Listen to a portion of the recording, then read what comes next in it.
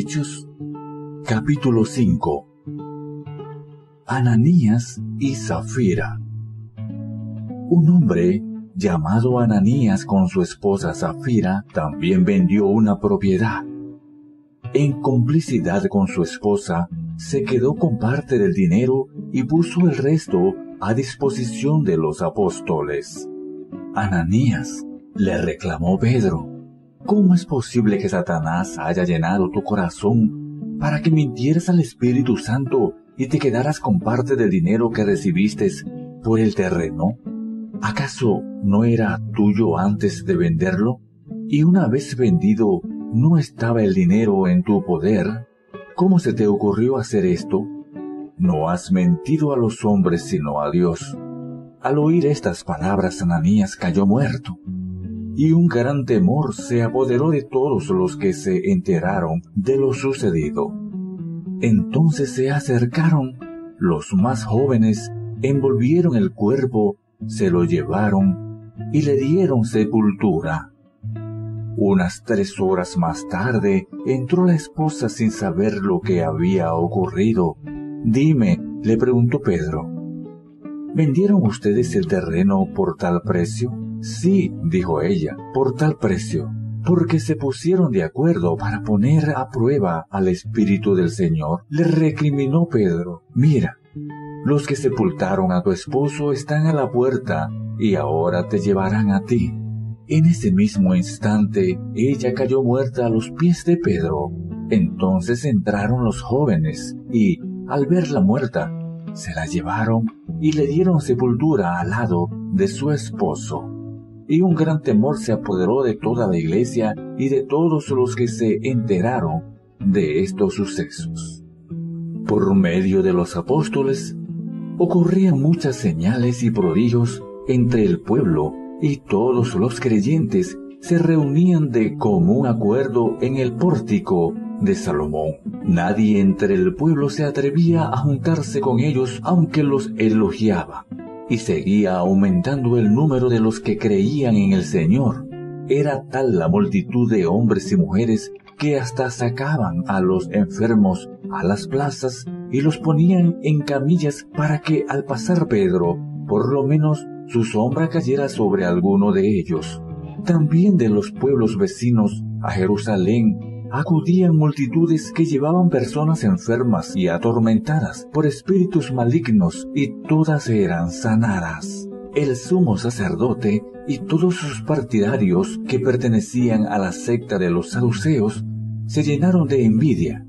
Entonces arrestaron a los apóstoles y los metieron en la cárcel común. Pero en la noche, un ángel del Señor abrió las puertas de la cárcel y los sacó. Vayan, les dijo, preséntense en el templo y comuniquen al pueblo todo sobre esta nueva vida. Conforme a lo que habían oído, al amanecer entraron en el templo y se pusieron a enseñar. Cuando llegaron, el sumo sacerdote y sus partidarios convocaron al consejo, es decir, a la asamblea general de los líderes religiosos de Israel, y mandaron traer de la cárcel a los apóstoles. Pero al llegar los guardias a la cárcel, no los encontraron. Así que volvieron con el siguiente informe: encontramos la cárcel cerrada con todas las medidas de seguridad y a los guardias firmes en las puertas. Pero cuando abrimos, no encontramos a nadie adentro. Al oírlo, el capitán de la guardia del templo y los jefes de los sacerdotes se quedaron perplejos, preguntándose en qué terminaría todo aquello. En esto se presentó alguien que les informó: miren, los hombres que ustedes metieron en la cárcel están en el templo y siguen enseñando al pueblo. Fue entonces el capitán con sus guardias y trajo a los apóstoles sin recurrir a la fuerza, porque temían ser apedreados por la gente. Los llevaron ante el consejo y el sumo sacerdote reclamó: terminantemente les hemos prohibido enseñar en ese nombre. Sin embargo, ustedes han llenado a Jerusalén con sus enseñanzas y se han propuesto echarnos la culpa a nosotros de la muerte de ese hombre. Es necesario obedecer a Dios antes que a los hombres. Respondieron Pedro y los demás apóstoles. El Dios de nuestros antepasados resucitó a Jesús, a quien ustedes mataron colgándolo en un madero. Dios los exaltó a su derecha como príncipe y salvador para que diera a Israel arrepentimiento y perdón de pecados. Nosotros somos testigos de estos acontecimientos y también lo es el Espíritu Santo que Dios ha dado a quienes lo obedecen. Los que oyeron se enojaron mucho y querían matarlos, pero un fariseo llamado Gamaliel, maestro de la ley, muy respetado por todo el pueblo, se puso de pie en el consejo y mandó que hicieran salir por un momento a los apóstoles.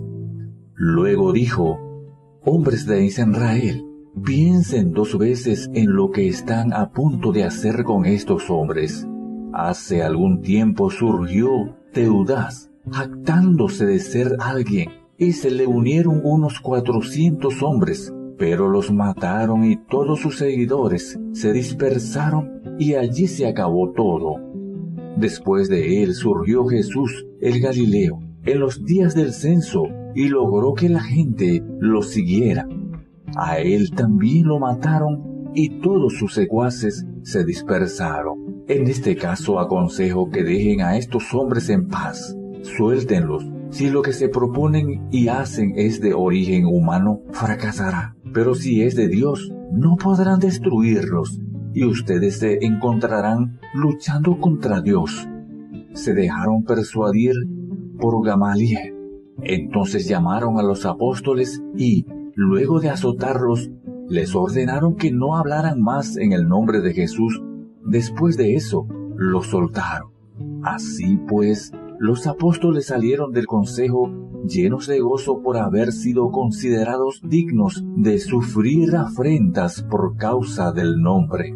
Y día tras día, en el templo de casa en casa, no dejaban de enseñar y anunciar las buenas noticias de que Jesús es el Cristo.